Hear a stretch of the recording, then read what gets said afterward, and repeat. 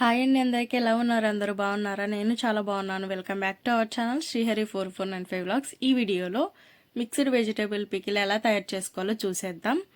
ముందుగా మన ఛానల్ని మీరు సబ్స్క్రైబ్ చేసుకోకుండా చూస్తున్నట్లయితే ప్లీజ్ సబ్స్క్రైబ్ చేసుకొని సపోర్ట్ చేయండి.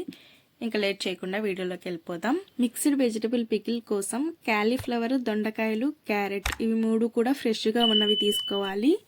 అలాగే దొండకాయలు, క్యారెట్ ఇవి రెండు ముందుగా నీట్గా కడిగి తుడిచి ఆరబెట్టుకోవాలి. పూర్తిగా ఆరిన తర్వాతనే ముక్కలు కట్ చేసుకోవాలి. ఇక్కడ క్యారెట్ పూర్తిగా ఆరిపోయిన తర్వాత నేను పీల్ తీసేసి ముక్కలు కట్ చేశాను.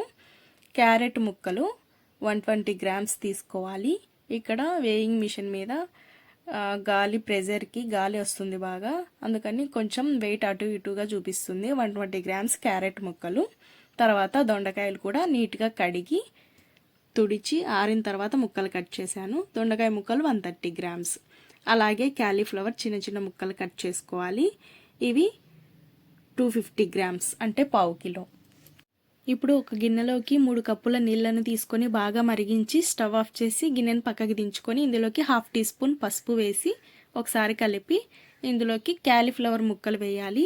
ఈ ముక్కలు వేసిన తర్వాత మళ్ళీ ఒకసారి కలిపి 2 నిమిషాలు మాత్రమే అలా వదిలేయాలి. తర్వాత ఈ క్యాలీఫ్లవర్ ముక్కల్ని స్ట్రెయిన్ చేసేసి ఒక పొడి క్లాత్ పైన వేసి 2 గంటల సేపు ఆరబెట్టుకోవాలి. ఉప్పు, దొండకాయ ముక్కలు, క్యారెట్ ముక్కలు, క్యాలీఫ్లవర్ ముక్కలు ఇవన్నీ కూడా పూర్తిగా తడి లేకుండా ఆరిపోవాలన్నమాట. తడి ఉంటే పచ్చడి పాడైపోతుంది త్వరగా. కాబట్టి ఇలా ముక్కలు కట్ చేసి పూర్తిగా అన్నిటినీ కూడా తడి లేకుండా ఆరబెట్టుకోవాలి. కొంతమందికి ఎండలో ఆరబెట్టుకోవడానికి ప్లేస్ ఉండదు కదా, అలాంటి వాళ్ళు ఇంట్లోనే ఫ్యాన్ కింద 2-3 గంటలు ఆరబెడితే సరిపోతుంది. ఇప్పుడు స్టవ్ ఆన్ చేసి కడాయి పెట్టుకొని కడాయి కొంచెం హీట్ అయిన తర్వాత ఇందులోకి 3 టేబుల్ స్పూన్స్ ఆవాలు వేసుకొని లైట్గా ఫ్రై చేయాలి. ఎక్కువ ఫ్రై చేసినా కూడా చేదు వచ్చేస్తుంది, పచ్చడి బాగోదు.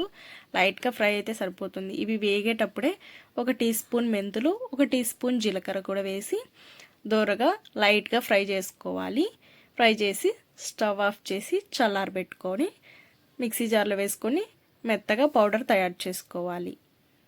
ఇప్పుడు ఒక గిన్నెలోకి 200 ml ఆయిల్, శనగ నూనెనైతే తీసుకున్నాను నేను.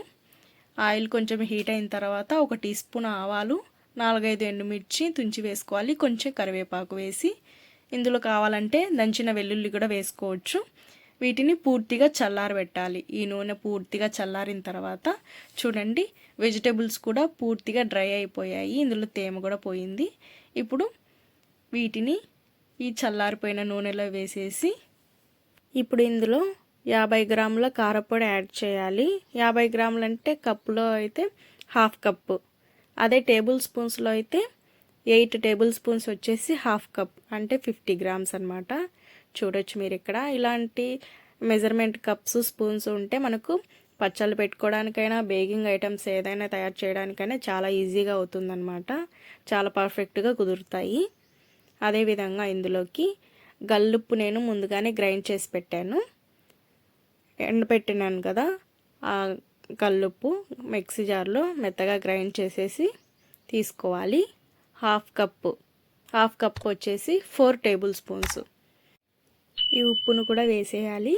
ఇక్కడ ఎంత తీసుకున్నాం, 50 గ్రామ్స్ కారపొడి, 40 గ్రామ్స్ సాల్ట్ వేసేసిన తర్వాత ముందుగా గ్రైండ్ చేసి పెట్టుకున్నాం కదా ఆవాలు, మెంతులు, జీలకర్ర, ఆ పౌడర్ కూడా వేసేసి ఇప్పుడు ఇందులోకి 20 వెల్లుల్లి రెబ్బలు అలాగైనా వేసుకోవచ్చు, కచ్చా పచ్చగా దంచైనా వేసుకోవచ్చు.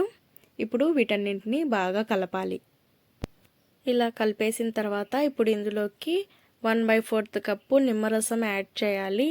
దీనికోసం 4 నుంచి 5 మీడియం సైజు నిమ్మకాయలు అయితే సరిపోతాయి అన్నమాట. విత్తనాలు తీసేసి నిమ్మరసం మాత్రమే పిండుకోవాలి.